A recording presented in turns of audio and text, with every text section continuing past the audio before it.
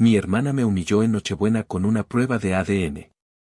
Mientras mi padre reía, saqué una caja negra.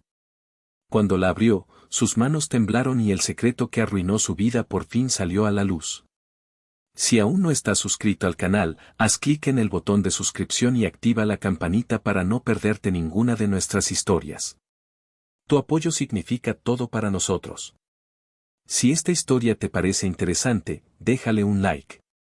También me encantaría saber de qué ciudad eres, déjanos el nombre de tu ciudad en los comentarios. Ahora, empecemos con la historia. El olor a bacalao, a romeritos y a ponche de frutas me golpeó en cuanto crucé el umbral. Era el aroma oficial de la Nochebuena en casa de mis padres, una mezcla tan tradicional y predecible como todo lo demás en sus vidas. La casa, en una de esas colonias de Querétaro donde el césped siempre está perfectamente cortado, brillaba con una pulcritud casi agresiva. Las luces navideñas parpadeaban en una sincronía matemática, el árbol de Navidad parecía sacado de un catálogo y mi madre, Beatriz, se movía por la sala con una sonrisa tan tensa que parecía a punto de romperse. Mi nombre es Lázaro. Tengo 30 años y soy perito en forencia digital. Mi trabajo consiste en encontrar la verdad en el caos de los datos, en recuperar lo que la gente intenta borrar, en seguir el rastro digital que todos dejamos. Es un trabajo metódico, lógico. Quizás por eso siempre me sentí tan fuera de lugar aquí. Porque en mi trabajo, encuentro la verdad en el desorden. En mi familia, la mentira siempre se ha escondido en un orden impecable. Mi padre, Ignacio, estaba sentado en su sillón de cuero, el trono desde el que gobernaba este pequeño reino de apariencias. Su rigidez no era solo postural, era la manifestación física de un orgullo herido, aunque en ese momento yo aún no entendía cuán profunda era la herida.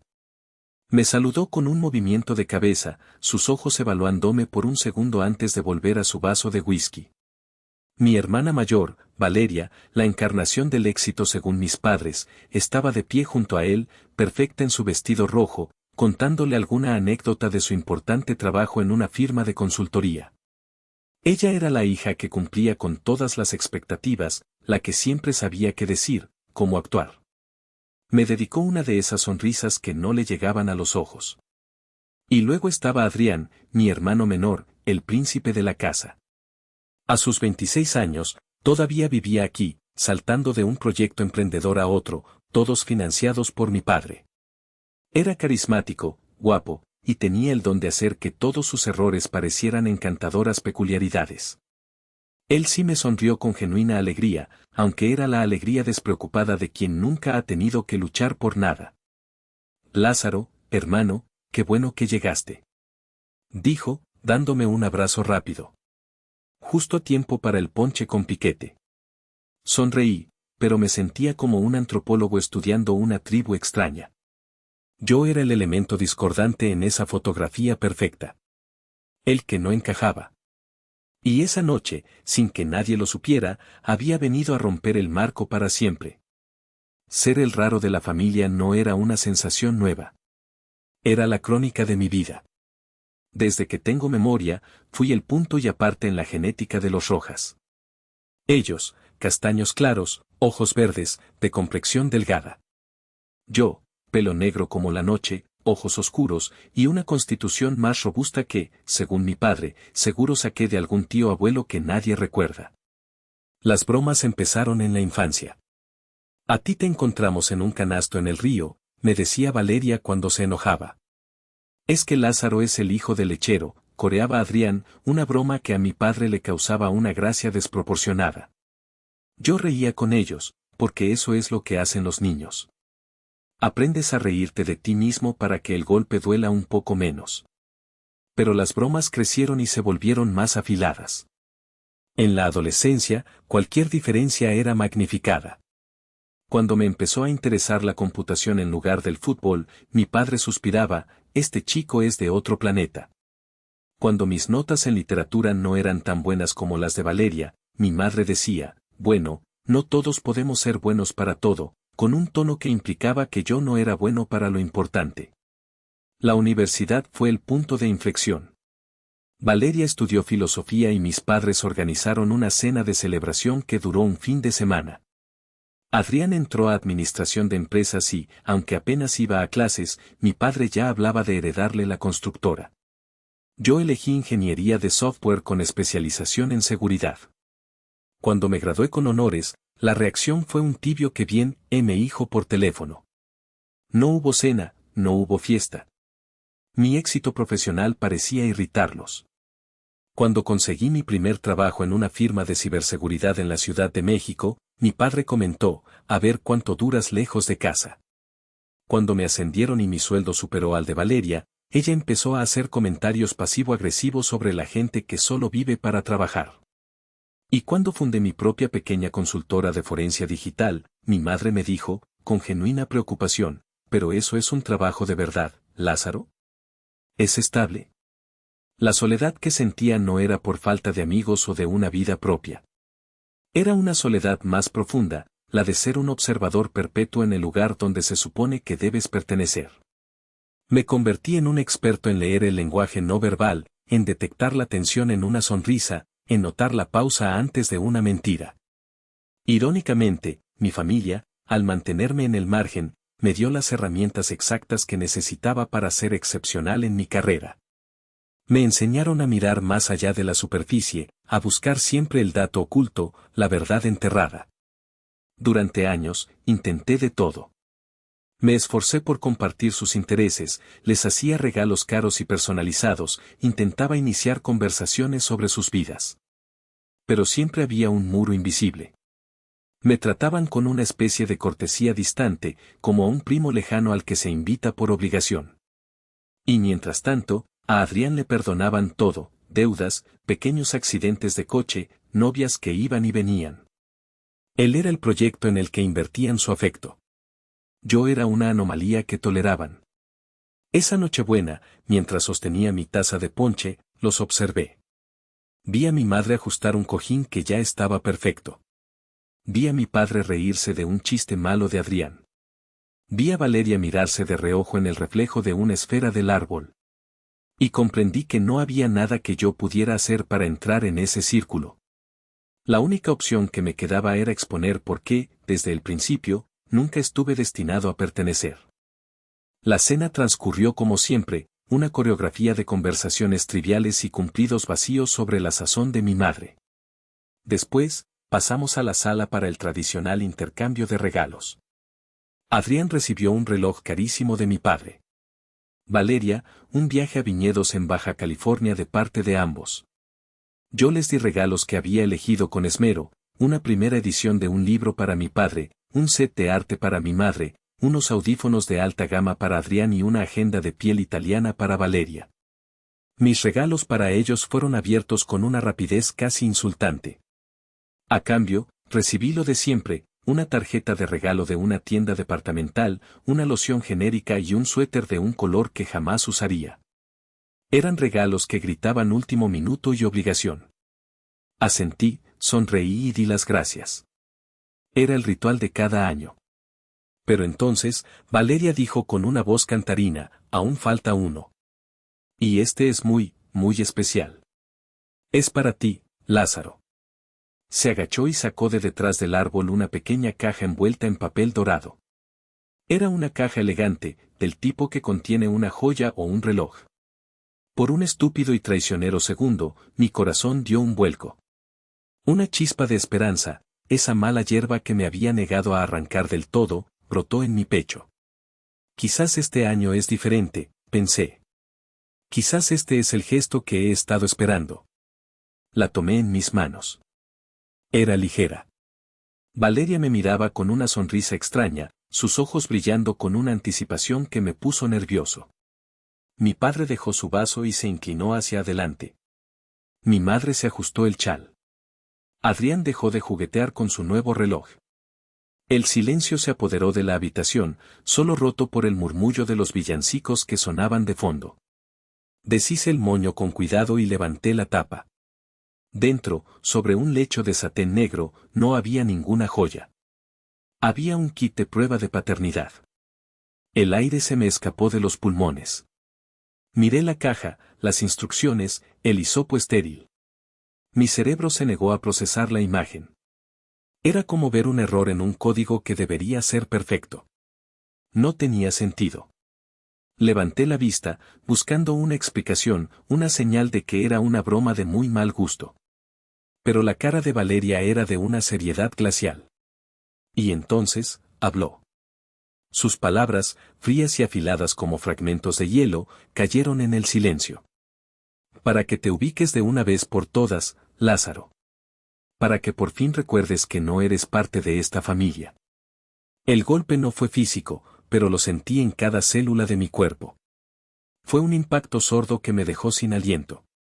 Y justo en ese momento de vulnerabilidad absoluta, mi padre empezó a reír. No fue una risa normal. Fue una carcajada estruendosa, brutal, histérica. Se echó hacia atrás en su sillón, golpeándose la rodilla, con lágrimas de júbilo corriendo por sus mejillas. Era la risa de un hombre que presencia el chiste más brillante del mundo, la humillación perfecta. ¡Qué genialidad, Valeria!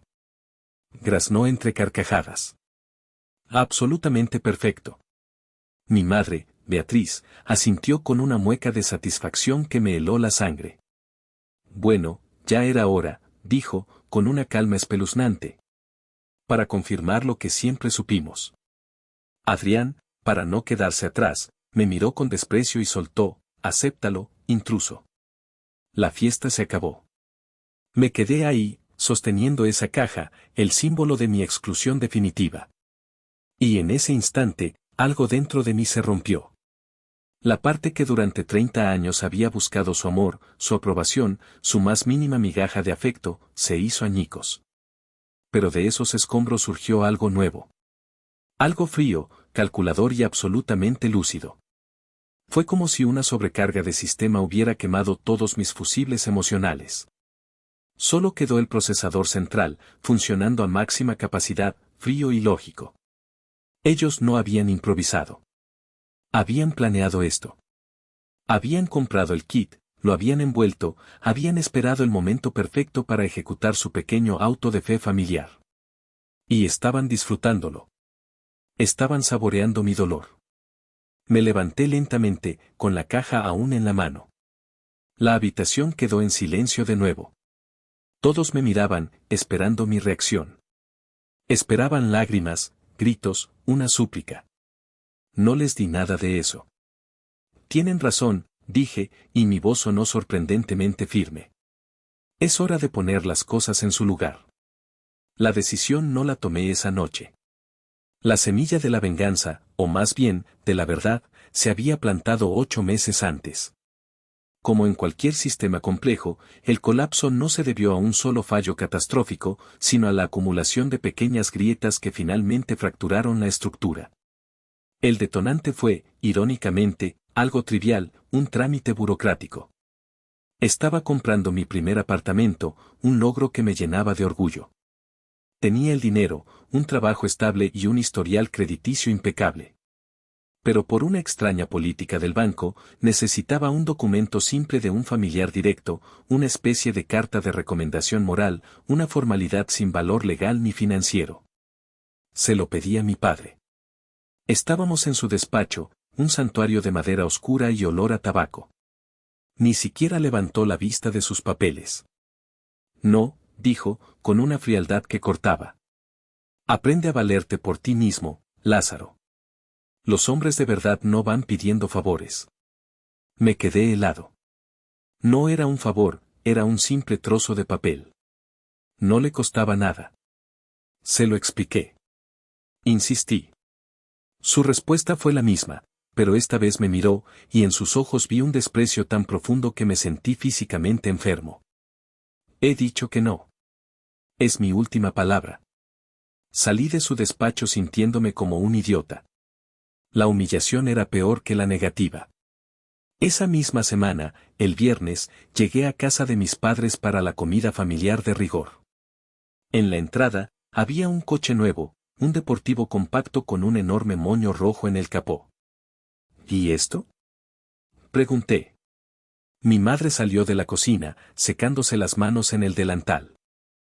Ah, es para Adrián. Dijo, radiante. Tu padre se lo regaló. El pobre chocó el otro coche la semana pasada, un pequeño despiste. Pero bueno, para eso está su padre, para apoyarlo. Me quedé mirando el coche. Adrián había chocado por conducir ebrio, según me había contado él mismo entre risas. No era un pequeño despiste. Y la respuesta de mi padre no había sido aprende a ser responsable, sino un premio de cientos de miles de pesos. La misma semana que a mí me había negado un trozo de papel sin valor para enseñarme a ser un hombre de verdad. La injusticia era tan flagrante, tan descarada, que sentí una rabia blanca y pura. Esa noche, en mi apartamento, no pude dormir. Di vueltas en la cama, la conversación con mi padre y la imagen del coche nuevo repitiéndose en mi cabeza. Y en medio de esa furia insomne, tomé una decisión. Se acabó.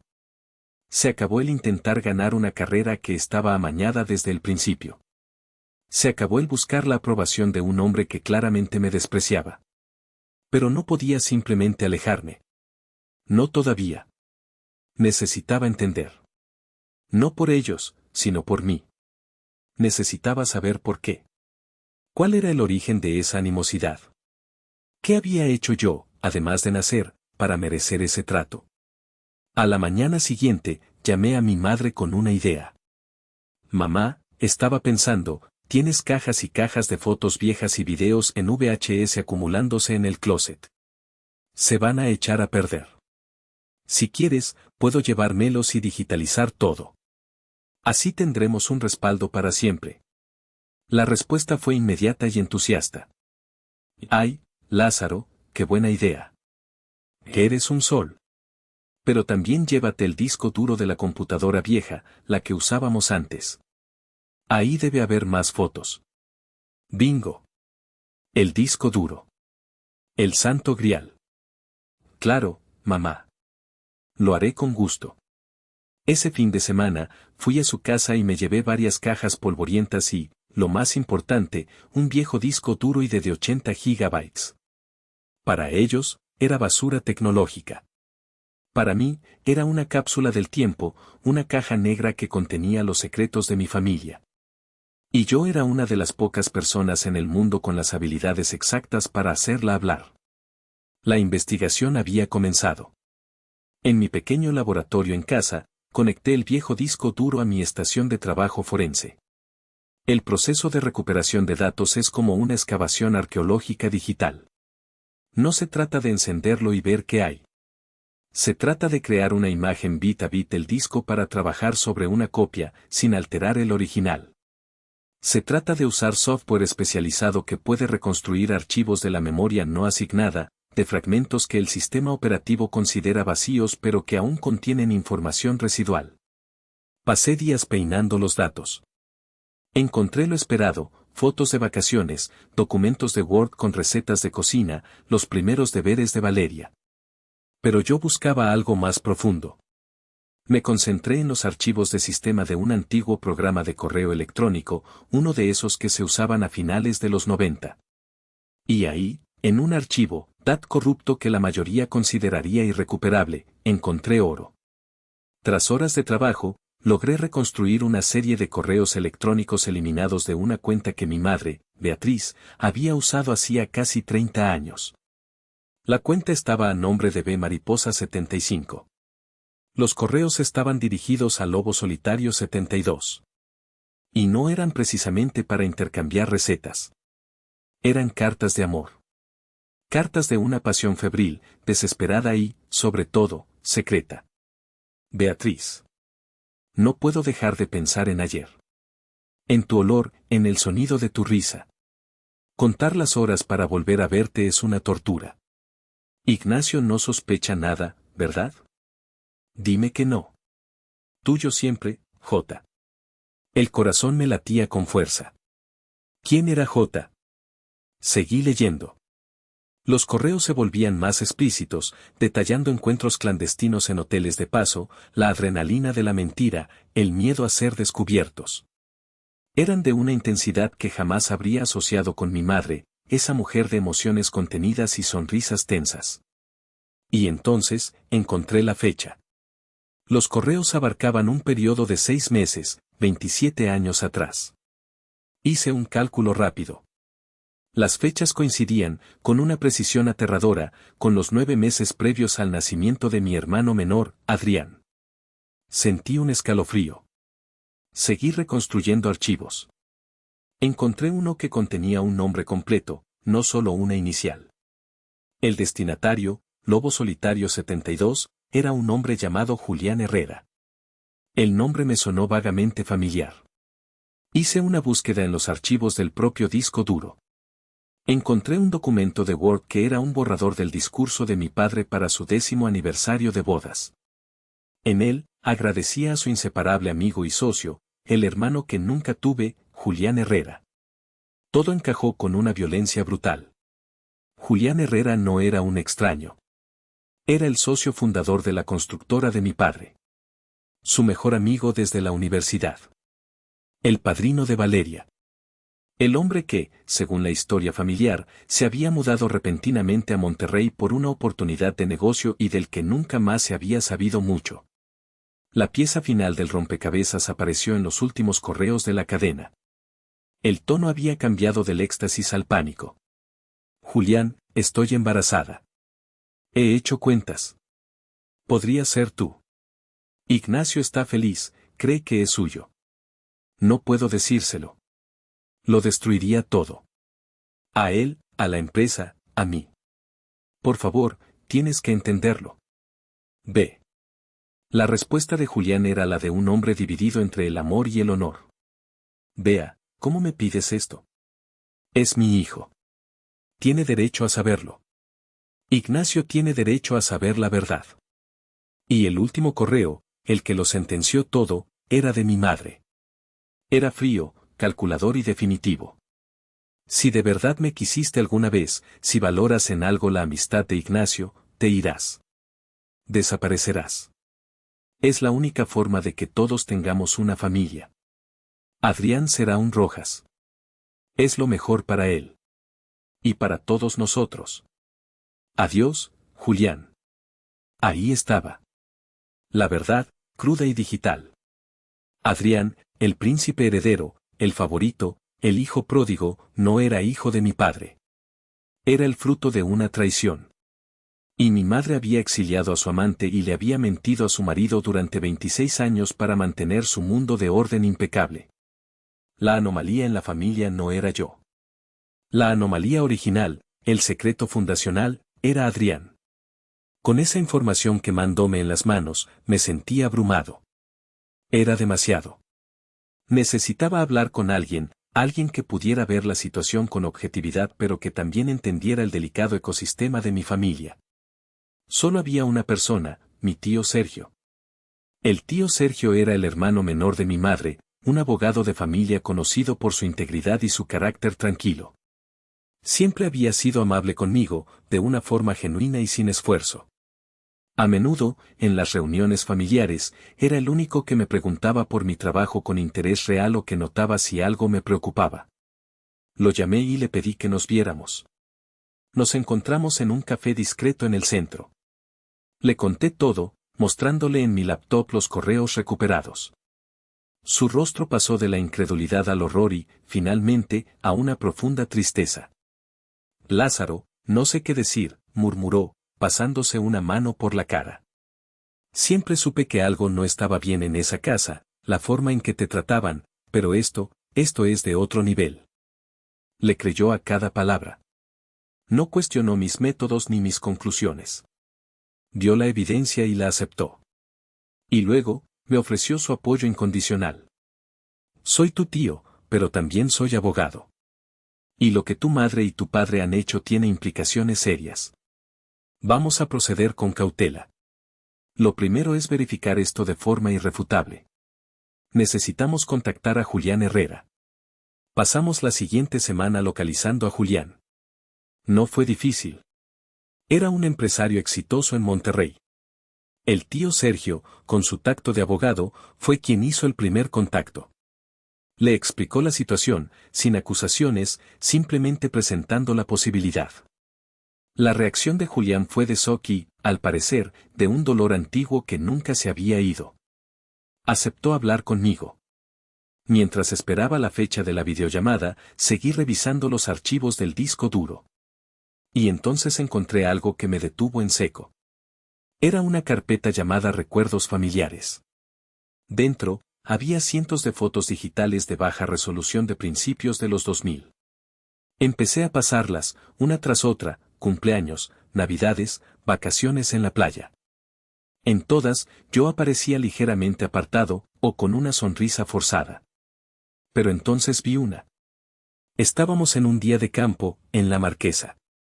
Yo tendría unos 10 años. Estaba intentando volar un papalote y no podía. En la foto, mi padre, Ignacio, estaba detrás de mí, con las manos en mis hombros, enseñándome cómo hacerlo. Y estaba sonriendo. No era una sonrisa para la cámara. Era una sonrisa genuina, llena de orgullo y afecto, dirigida directamente a mí. La imagen me golpeó con la fuerza de un puñetazo en el estómago. El recuerdo de ese día volvió a mí, el olor a pino, el aire frío, la sensación de las manos de mi padre sobre las mías. Por un instante, el Lázaro de 10 años que solo quería la aprobación de su papá me gritó desde el pasado. ¿Valía la pena quemarlo todo? ¿Destruir a ese hombre que, al menos una vez, me había mirado así? La duda me carcomió. Sentí un nudo en la garganta. ¿Y si me estaba equivocando? ¿Y si la venganza me convertía en alguien tan monstruoso como ellos? Con el corazón encogido, le envié la foto a mi tío Sergio. Su respuesta llegó a los pocos minutos. Lágrima, sobrino. Entiendo lo que sientes. Pero una foto es un momento. Lo que te han hecho es un patrón de décadas. La excepción no anula la regla, solo la hace más dolorosa. No olvides por qué empezaste esto. Sus palabras fueron como un ancla. Tenía razón. Un momento de calidez no podía borrar 30 años de frío. Esa sonrisa no invalidaba la risa cruel que resonaría en mi futuro. La duda se disipó, reemplazada por una resolución aún más fuerte. No se trataba de venganza. Se trataba de justicia. Y de mi propia liberación. La videollamada con Julián Herrera fue una de las experiencias más extrañas de mi vida. Era un hombre de unos 60 años, con el mismo pelo oscuro y los mismos ojos de Adrián, pero marcados por una melancolía que mi hermano nunca había conocido. Cuando le mostré las fotos de Adrián, sus ojos se llenaron de lágrimas. Es idéntico a mi padre, susurró. Confirmó toda la historia. El amorío, la presión de Beatriz, su partida. Había vivido con el remordimiento y la duda durante 27 años. Aceptó sin dudarlo hacerse una prueba de ADN. Le enviamos un kit a Monterrey a través de un laboratorio de confianza que garantizaba la confidencialidad. Mientras esperábamos los resultados, mi tío Sergio, que tenía un instinto legal formidable, me dijo, Lázaro, algo no me cuadra con la historia de la empresa. Un socio fundador no desaparece así como así sin liquidar su parte. Busca los documentos de la sociedad original. Tienen que estar en alguna parte. Volví a sumergirme en el disco duro. Y en una carpeta protegida con una contraseña ridículamente simple, Ignacio Rey, encontré los escaneos de los documentos legales de la constructora Rojas y Herrera S.A.D.C.B. Los leí con mi tío en una llamada compartida. Y lo que descubrimos nos dejó sin aliento. Ignacio nunca había liquidado la sociedad. Legalmente, Julián Herrera seguía siendo propietario del 50% de la empresa.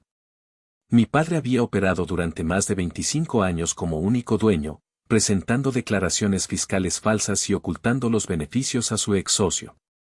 No era solo una traición personal, era un fraude masivo, un delito que valía millones de pesos. Ignacio no solo le había robado a su mejor amigo el derecho a conocer a su hijo, le había robado su patrimonio.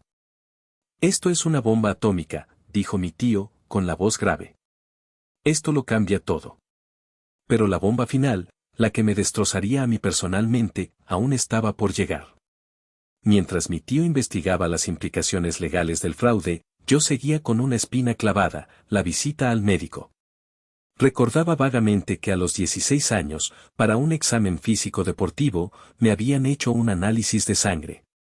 Mi padre había insistido en acompañarme, algo inusual en él. Y recordaba que después había tenido una conversación larga y a puerta cerrada con el doctor. Le conté esto a mi tío Sergio. A través de un contacto legal que trabajaba con archivos médicos y argumentando una necesidad familiar legítima, logró obtener una copia de mi expediente de aquella época. Me lo envió por correo encriptado. Lo abrí con manos temblorosas. Leí los resultados del análisis, la mayoría jerga médica sin importancia. Pero al final, había una nota manuscrita del doctor, fechada ese mismo día. Nota de consulta. Paciente, Lázaro Rojas. Se confirma compatibilidad sanguínea y genética con el padre, señor Ignacio Rojas. Paternidad confirmada con 99.9% de certeza. Se comunica resultado al padre en privado, a su solicitud. El señor Rojas reacciona con visible consternación y ansiedad, una respuesta atípica. Solicita que los resultados no se compartan con otros miembros de la familia, especialmente con la madre, aduciendo que hay verdades que es mejor dejar enterradas. Se recomienda consejería familiar. El señor Rojas declina enfáticamente. Leí la nota 3 veces. Y el mundo se me vino abajo. Ignacio lo sabía. Sabía que yo era su hijo biológico. Lo había sabido durante 14 años. Cada broma sobre el hijo del lechero que él había celebrado, cada comentario sobre lo diferente que yo era, cada vez que me había hecho sentir un extraño en mi propia casa, lo había hecho sabiendo que era una mentira. La traición de mi madre era por debilidad y miedo. Pero la de mi padre, la suya era por pura y calculada crueldad. Había permitido y fomentado mi abuso emocional para castigar a mi madre por su infidelidad, usándome a mí, su verdadero hijo, como arma. Había elegido creer una mentira conveniente para poder volcar su afecto en Adrián, el hijo de la traición, porque aceptar que yo era suyo habría significado aceptar que el resto de su familia perfecta era una farsa. En ese momento, cualquier atisbo de duda que me quedaba se evaporó. Ya no se trataba de justicia. Se trataba de demolición. Iba a derribar su casa de naipes, carta por carta. Y la Nochebuena era el escenario perfecto para el acto final. De vuelta en la sala, el eco de la risa de mi padre todavía flotaba en el aire. Sostenía el kit de paternidad en mi mano. Los ojos de mi familia estaban fijos en mí, una mezcla de triunfo, desprecio y curiosidad morbosa. Caminé hacia mi abrigo, que estaba colgado en el perchero de la entrada, sin decir una palabra. Metí la mano en el bolsillo interior y saqué una pequeña caja negra, idéntica en tamaño a la que contenía el kit, pero mucho más pesada en significado. Regresé al centro de la sala y me detuve frente al trono de mi padre. Él me miró, su risa menguando para dar paso a una sonrisa burlona. ¿Qué es esto, Lázaro? ¿Un regalo de paz? ¿Te rindes tan pronto? Algo así, respondí, y mi voz era la calma en el ojo del huracán. Antes de que usemos tu regalo, creo que deberías abrir el mío. Le tendí la caja. La tomó, todavía con aire de superioridad, y levantó la tapa. Dentro, sobre un lecho de terciopelo negro, había una sola hoja de papel doblada. Era el informe del laboratorio. El resultado de la prueba de ADN entre Adrián y Julián Herrera. Lo vi desdoblar el papel. Vi sus ojos recorrer las primeras líneas. Vi cómo su sonrisa se congelaba, se agrietaba y se hacía añicos. Vi cómo el color abandonaba su rostro, dejándolo con una palidez cerosa, cadavérica. Y vi cómo sus manos empezaban a temblar. Primero un ligero temblor, luego una convulsión incontrolable que hacía que el papel crujiera. ¿Qué es, Ignacio? ¿Qué pasa? Preguntó mi madre, acercándose con impaciencia. Él no respondió. Su boca se abría y se cerraba, pero no salía ningún sonido. Parecía un pez boqueando en tierra. Mi madre le arrancó el papel de las manos temblorosas. Sus ojos volaron sobre el texto. Vi el mismo proceso en su cara, confusión, reconocimiento, y finalmente, un horror tan absoluto que ahogó un grito y retrocedió un paso, como si el papel la hubiera quemado. ¿Qué demonios es eso?, exigió Valeria, poniéndose de pie. Me giré para mirarla, para mirar a Adrián, que ahora parecía confundido y alarmado. Pasé 30 años buscando la verdad en sus caras, dije, y mi voz resonó en el silencio mortal. Al final, la encontré en los datos que ustedes mismos intentaron borrar. Y los datos, papá, nunca mienten. Saqué mi teléfono. Abrí la galería y se lo mostré a Adrián. Era un montaje, una foto suya al lado de una de Julián Herrera a la misma edad. El parecido era innegable. El mismo contorno de la mandíbula, la misma forma de los ojos, la misma sonrisa. Adrián palideció. Ese, Adrián, es Julián Herrera. El mejor amigo y ex socio de papá. Y tu verdadero padre.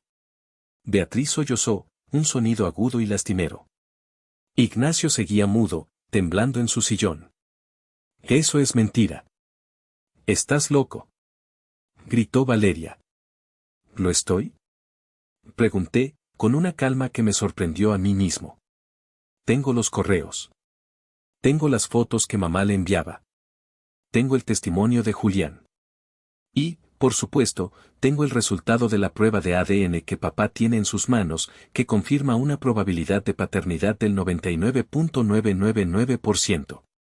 El silencio que siguió fue más pesado que cualquier grito. Era el silencio de un mundo que se desmorona. Pero yo no había terminado. Apenas estaba empezando. Pero esa es solo la primera capa de la mentira, continué, caminando lentamente por la sala, sintiéndome por primera vez en control. La parte realmente interesante es porque todos ustedes se sentían con el derecho de tratarme como a un extraño. Me volví hacia mi padre. Papá, ¿recuerdas cuando tenía 16 años? ¿El examen físico para el equipo de fútbol? ¿La conversación privada que tuviste con el doctor después del análisis de sangre? Su cabeza se levantó de golpe. El terror en sus ojos era puro. Resulta que los archivos médicos son difíciles de borrar por completo. Sobre todo cuando sabes dónde buscar. Saqué otro papel doblado de mi bolsillo. Era una copia de la nota del doctor. La desdoblé y leí en voz alta. Se confirma paternidad de Ignacio Rojas sobre Lázaro Rojas. El padre se muestra notablemente angustiado y solicita confidencialidad total, aduciendo que hay verdades que es mejor enterrar. Dejé que las palabras flotaran en el aire. ¿Lo sabías?, le dije, mi voz bajando a un susurro peligroso. Lo has sabido durante 14 años. Sabías que yo era tu hijo de sangre, y aún así, dejaste que esta farsa continuara. La fomentaste. Te reíste de cada broma. Me miraste con desprecio cada día, sabiendo que todo era una mentira que tú mismo ayudaste a construir. Beatriz me miró, con los ojos anegados en lágrimas. Lázaro, por favor. Por favor, ¿qué, mamá? La interrumpí. ¿Que no revele que dejaste que tu marido abusara emocionalmente de tu propio hijo para cubrir tu infidelidad? ¿Que te quedaste callada durante décadas por cobardía? Mi mirada se posó en Valeria. Y tú, la princesa perfecta. Tan preocupada por la pureza de la línea familiar. ¿Deberíamos hablar del pequeño error contable de 200,000 pesos en tu empresa? Descubrí un rastro de facturas falsas muy interesante mientras revisaba la seguridad de sus sistemas por un favor que me pediste. Estoy seguro de que a tus jefes les encantaría ver mi informe. La cara de Valeria se volvió del color de la cera. Su mandíbula cayó. Había quedado neutralizada. Finalmente, volví a mi padre. Y luego está la constructora. Rojas y Herrera. ¿Recuerdas a Herrera, papá? Tu mejor amigo. El hombre al que le robaste un hijo. Bueno, resulta que también le robaste una empresa. Saqué el último juego de documentos. Los estatutos de la sociedad. Nunca disolviste la sociedad legalmente. Julián Herrera sigue siendo dueño del 50%. Una empresa que, según mis cálculos conservadores, vale cerca de 80 millones de pesos. Mi tío Sergio, que te manda saludos, ya está preparando la demanda por fraude, abuso de confianza y daños y perjuicios. Calcula que, con intereses y multas, te costará todo lo que tienes y más. Le robaste a tu mejor amigo su patrimonio mientras criabas a su hijo como si fuera tuyo, y repudiabas al tuyo como si fuera un extraño. La demolición estaba completa. La casa de naipes se había derrumbado. Ignacio se encogió en su sillón, un hombre roto. Beatriz lloraba en silencio. Valeria miraba al vacío, su mundo perfecto hecho cenizas. ¿Y Adrián? Adrián simplemente me miraba a mí, con una expresión de horror y una extraña y naciente comprensión. Recogí mis cosas. El abrigo, las llaves. El silencio en la sala era un sudario. Lázaro, espera, suplicó mi padre, su voz un graznido ronco. Podemos arreglarlo. Soy tu padre. Me detuve en la puerta y me giré para mirarlo por última vez. No sentía odio. Ni siquiera rabia. Solo un vacío inmenso, una distancia insalvable.